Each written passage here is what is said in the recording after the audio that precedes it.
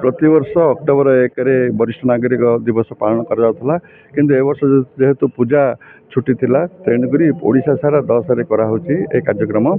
आज आम विजु पट्टनायक कल्याण मंडप एकत्रित होइछु। एथिरे ये अतिरिक्त जिलापाल आमर सीडीएमओ एसपी सार ये सब जगह आसछन्ती पूर्ण महापात्र सार भी आसछन्ती समस्ते समान वक्तव्य रखिए। आज कार्यक्रम अति उत्तम हम बोली आशा करा जाउछि।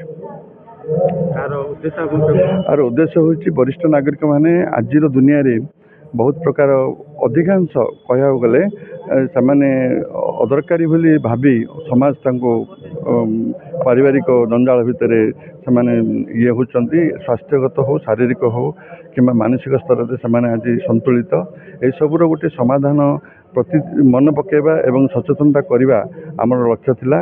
आज से जिनस गुड़ाक आलोचना हम एवं एथिरे आज सकाळे जोग होईछि ता सहित डाक्तरी परीक्षा सरी एवं बर्तमान मीटिंग चलती मीटिंग पर गोटे मनोरंजन कार्यक्रम हम तेणु वरिष्ठ नागरिक मान सम्मान देवा समस्त अधिकार रही विशेष करी पारिवारिक सम्मानटा से दाबी जो अधिकार अच्छी ताकू केमिति त्वरान्वित हम एवं सफल हम से विषय आज किसी आलोचना हम एवं होउछि यह गोटे परिवर्तन आनिम आज दिनटी तेणुक आज दिनटी बहुत मूल्यवान बोली भावुँ। तेरे एभली किसी गुरुत्वपूर्ण खबर देखा चाहती आम चैनल को लाइक सब्सक्राइब और शेयर करूँ।